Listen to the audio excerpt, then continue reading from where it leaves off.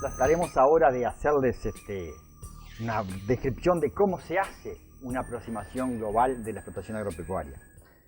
Ya le adelantamos cuáles eran los productos que se tenían y ahora vamos a tratar de ver cuáles son las acciones que se realizan. Básicamente, lo que se hace es recabar información sobre distintos aspectos espaciales. Al decir espaciales estoy diciendo cómo está distribuida la explotación en el espacio.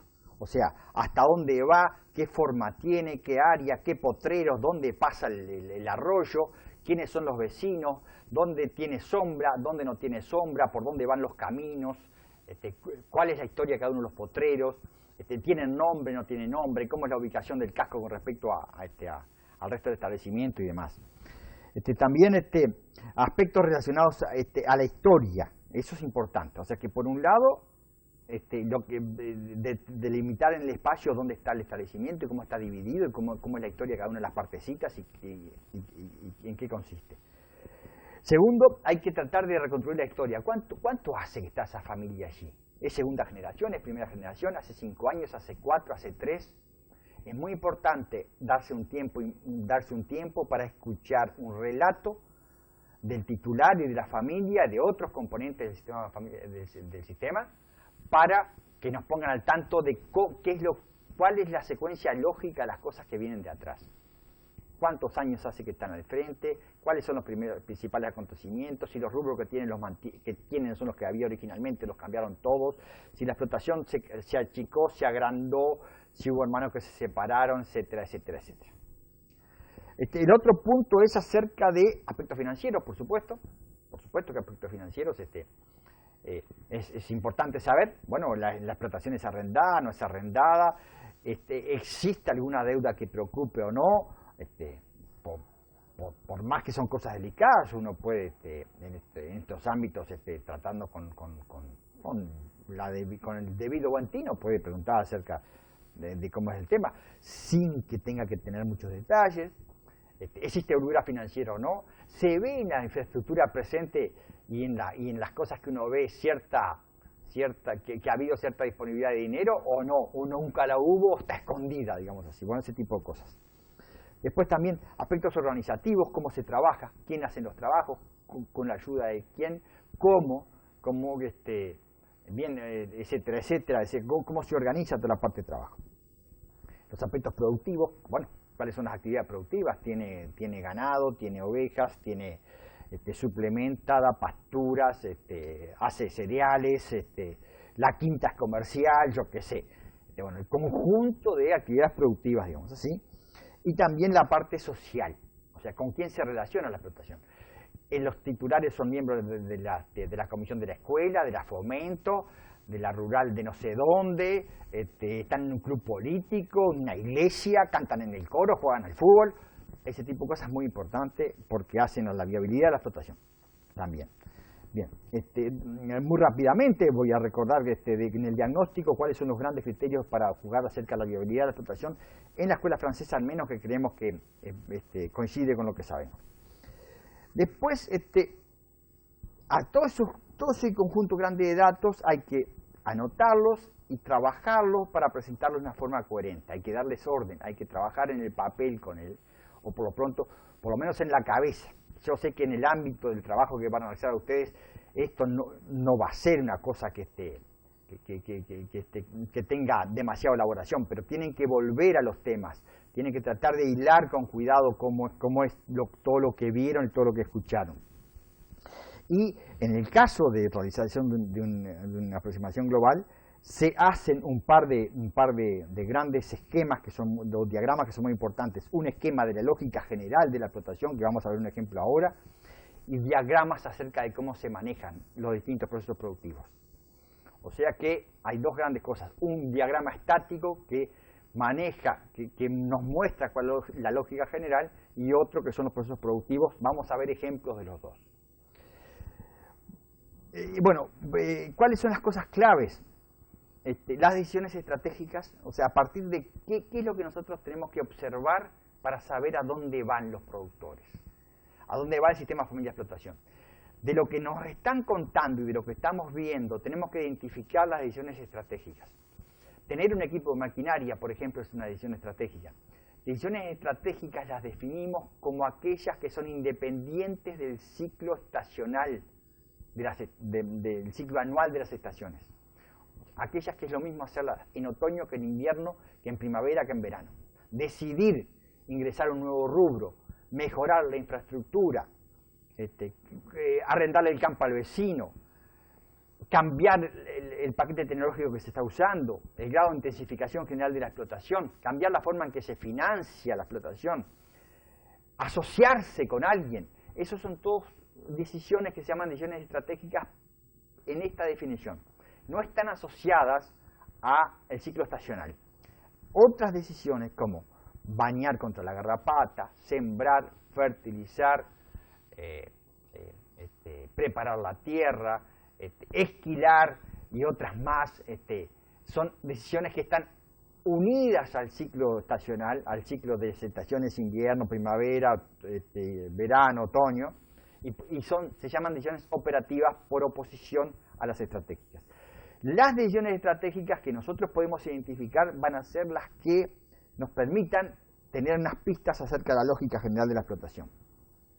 Bien, como ejemplo, a ver, acá viene un ejemplo de cómo se presenta esto. Son decisiones estratégicas que son cosas que el hombre hace, ¿no? Acá, por ejemplo, vendió las vacas cruzas. Vender las vacas cruzas para tener un rodeo puro es una decisión que es independiente del ciclo estacional. Por ejemplo, dice, busca otro trabajo. Decidió hacer gira preparto hace unos años. Usa poco personal. Usa ovejas Corriel. No toma créditos. Es socio de la Asociación Fomento Rural de la zona. Compró una casa en la ciudad, en Salto en este caso. Tiene buenas comodidades en el establecimiento. Son todas cosas que nosotros pudimos observar lo que él nos contó.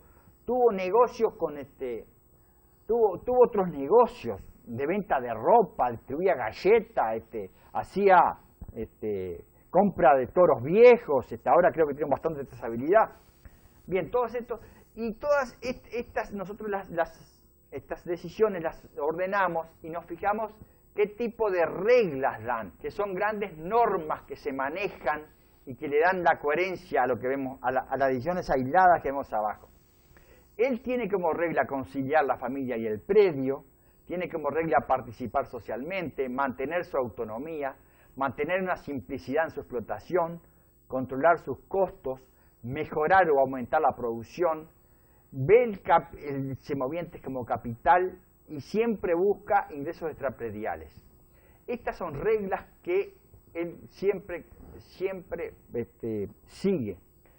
Al mismo tiempo, esas reglas nos inducen a identificar las finalidades, que son tener buena calidad de vida, evitar imprevistos y mejorar ingresos. Finalidades son objetivos de orden muy general que engloban a todo el conjunto de acciones que se realizan y que duran mucho. En nuestra experiencia, calidad de vida, mejorar ingresos, controlar riesgos y participar socialmente, en muy distinta combinación y con muy distintos énfasis, describen la situación en muchísimos casos. Bien, esto normalmente se valida. ¿Qué quiere decir? Se lleva y se le muestra al productor y en nuestra experiencia, ellos se ven siempre, en nuestra experiencia en todos los casos se vieron bien reflejados por esto. Este es el esquema de lógica general, el esquema de reglas estratégicas y finalidades. El segundo producto que ocurre es una descripción detallada de cómo se manejan algunos procesos dentro de la explotación. No podemos describir todo lo que se hace porque no es práctico. Nosotros no podemos describir cómo le da de comer a las gallinas, cómo ensilla, cómo limpia la jeringa, cómo arranca el tractor. Tenemos que elegir algunos procesos esenciales que a nosotros nos den una idea de cómo se maneja la explotación. En nuestra experiencia es importante averiguar y hacer un buen modelo de cómo se maneja la liquidez, de cómo se organiza el trabajo y de cómo se manejan los procesos productivos esenciales. O sea, si es un predio criador, por supuesto, la cría y la recría. Pero describiremos la cría y la recría, pero no describiremos cómo cría las gallinas, que si tiene 30 gallinas como lo hace, eso no lo tenemos por qué hacer. O si tiene, yo que sé, de pronto tiene un rubro menor que cría, que vende algunos caballos o algo por el estilo, yo que sé, alguna majadita de negro, como tiene alguno, pero en ese caso no lo describiríamos. Solamente las principales. En este caso, lo que tenemos es un diagrama que nos muestra, este señor, por ejemplo, vende en aquel momento que hicimos este diagnóstico, que fue uno de los primeros que hicimos, que debe ser del año 2003, 2005, perdón. Este señor tiene una lógica de acumulación de ganado, y si vendía la lana y la plata la alcanzaba, no hacía más nada. O sea, vende la lana, si la plata es suficiente, se termina, que es este simbolito que está acá. El símbolo negro entero es comienzo, este otro símbolo, huevo frito, es final. Y según distintos criterios, podía vender vacas de refugo, podía vender borregos o corderos, podía vender terneros o podía vender novillos. Es muy importante identificar los criterios que se usan para tomar las decisiones, porque normalmente la gente no tiene un programa fijo hacia el futuro, sino que tiene una serie de criterios que va a ir aplicando. Si llega mayo y estoy seco, voy a vender los novillos. Pero de pronto consiguió plata porque, no sé, por un adelanto de lana, por ejemplo, y no los vende. O sea que hay una serie de criterios que son de conducción que se van aplicando, que es importante identificar.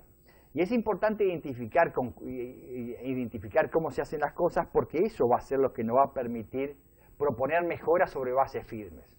Nos ha ocurrido personalmente de que cuando estamos abandonando un predio, muchas veces no tenemos claro si entora todas las vacaciones de los años o no, si inverna o no las vacas de refugo, cuál es el momento real de venta de los terneros, si deja capones o no, si lo deja hasta el primero y yo no hasta el segundo, qué tipo de manejo sanitario aplica. Hay una cantidad de cosas que de pronto en el fárrago de las conversaciones no las atendemos, no las preguntamos, y cuando tenemos que hacer proposiciones, resulta que no tener en cuenta esos datos nos complican la vida y hacen las cosas más difíciles. Entonces es importante entonces mirar con cuidado ese tipo de cosas. Como otro ejemplo que les quería mostrar, que creo que se va bien, porque este es el caso de un productor que él tenía su señora es maestra y trabajaba muy lejos de la explotación, como a 100 y pico kilómetros, y él tiene una explotación chica que manejaba solo, entonces la simplicidad era importante. Y fíjense cuál era su manejo de rodeo de cría. Su manejo de rodeo de cría era simplemente una secuencia de acciones que nunca cambiaba, siempre hacía lo mismo. Agregaba las vaquillonas de 2 años, que llegaban prácticamente todas, refugaba las vacas viejas, entorar, hacía destete interrumpido, retiraba los toros, destetaba, y ahí se terminaba el manejo de su rodeo. Como ven, no hay ninguna alternativa.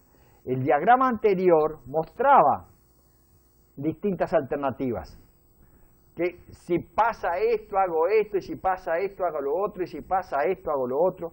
En el caso del manejo del rodeo de cría de este señor, que se llama Ricardo, no había ninguna alternativa, sino un esquema, una secuencia, un programa, digamos así, fijo de acciones.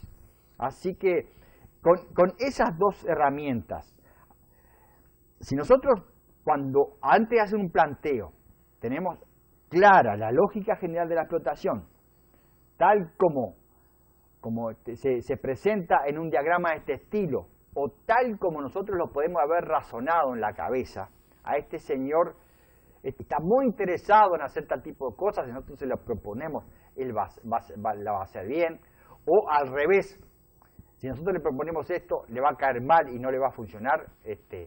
Ese tipo que está basado en la observación y en la consideración cuidadosa de las cosas que hacemos y vemos, que nos dicen y que vemos, perdón, y la forma en que se maneja el rodeo de cría, la majada, etcétera, etcétera. Si nosotros tenemos esas cosas claras antes de hacer un planteo, es muy probable que las probabilidades de éxito de nuestro trabajo sean mucho más altas. Finalmente, después que tenemos una buena descripción de la explotación y de la explotación del sistema familia-explotación, es muy importante saber de que estamos hablando a nivel del sistema familia-explotación, que incluye la gente que está arriba, que incluye si el señor los domingos necesariamente va a misa porque tiene a misa u otra actividad religiosa porque eso le parece importante, y que incluye el tipo de trabajo que le gusta realizar y que incluye las posibilidades de ingreso del resto de la familia o las propias fuera de la explotación, todo este conjunto de cosas relacionadas con el componente humano que son importantes. Una vez que tenemos una buena descripción completa de la explotación, que ya le di toda la parte física y la parte humana, que no tiene por qué ser exhaustiva. Al decir completa me estoy refiriendo a lo esencial, que es muy difícil de definir, pero en la medida que un técnico bien formado, con cierta perspicacia, debiera poder identificar los factores esenciales sin demasiada complicación. Pero después que está esa descripción, tenemos el remate, digamos así, que es que no necesariamente está integrado en el trabajo de ustedes, pero es el diagnóstico, un diagnóstico global, y global lo puse subrayado allí porque hace referencia a toda la explotación. Cuando vino este francesito hace 10 años, nosotros quedamos bastante sorprendidos de su capacidad de hacer un diagnóstico. Era un muchacho de 21 años, 22 años, que venía de Dijon, que para nosotros era un muchacho sin experiencia, hablaba bastante bien español, pero no del todo, había cambiado de continente y estaba tratando de hacer un trabajo en la zona del basalto. Dijimos, este no va a entender nada nunca. Y sin embargo, venía con sus trabajos y con sus reflexiones y sus tablas y sus cuadros, y realmente entendía mucho. Y una de las partes bien difíciles es el diagnóstico, este diagnóstico general, donde tiene dos componentes. Uno es un juicio general acerca de la marcha de la explotación, un juicio global, y dos, algunas frases acerca de su probable evolución. En este caso, por supuesto, como en todos los casos, el resultado depende de quien lo haga. Y, por supuesto, una persona que sea despierta y bien formada podrá hacer un diagnóstico interesante, y otra persona que sea atropellada e irreflexiva probablemente no pueda hacer un diagnóstico interesante. Pero en este caso, por ejemplo, yo se los quiero mostrar y se los voy a leer porque es uno que realizamos y que les muestra a ustedes cuál es el tipo de juicio que se hace. Y aquí qué es lo que se espera en cuanto a longitud de un diagnóstico global. Diagnóstico global son un par de párrafos cortos, no son 66 hojas de doble faz, de ninguna manera. Tiene que ser fácil de comunicar, tiene que ser concreto, se tiene que ver, no hay que andar con gre para decir Gregorio, hay que decir Gregorio. En este caso dice, la empresa familiar ha conseguido enfrentar sus obligaciones. Fíjense que el tipo que hace el diagnóstico está hablando fuerte. Dice, la familia enfrenta sus obligaciones y el titular está razonablemente conforme con su funcionamiento. Se apoya en un manejo financiero con reglas claras y en buen manejo del ganado y las ovejas en un campo de buena calidad y sin problema. Se está hablando muy fuerte ahí. Se está diciendo que el campo es bueno, que se maneja bien, que no tiene problemas. Los resultados económicos son similares a los obtenidos por empresas parecidas. Es otra afirmación fuerte. El pequeño tamaño relativo hace que los costos fijos, mano de obra, vehículo, algún costo familiar, puedan ser más altos que en otras explotaciones más grandes. Eso a pesar del buen control que se hace de esos costos. Bien, se sigue diciendo Gregorio. Se identifican las fuentes de riesgo, que son la carga elevada y la inestabilidad de la situación de arrendamiento. Este señor tenía un arrendamiento que era probable que no se renovara. La situación de arrendamiento privado dificulta o impide las mejoras en el campo actual. En el futuro se prevé que se poblará la nueva fracción a la que se acceda con facilidad y se pondrá a redondear el ciclo con los vacunos. Este señor estaba inmerso en un trámite de sucesión que hacía que pudiera saltar del campo que arrendaba a un campo que heredaría y que estaba en los trámites de sucesión. Y el juicio que hicimos es que no debiera tener problemas para poblar la nueva fracción. Bien, algunos años después decimos que este juicio, este diagnóstico resultó totalmente adecuado y certero. Ricardo está hoy en una explotación bien organizada que pobló sin problemas. Su uso en forma no convencional. El uso que vayan a hacer los técnicos en el campo es como un telón de fondo. No es un uso convencional donde se hagan todos los diagramas y todo, sino que lo van a tener como telón de fondo en su trabajo. Porque el uso convencional es relativamente pesado. Esas 20, 30 horas de trabajo por explotación son muy caras para hacerla en forma masiva.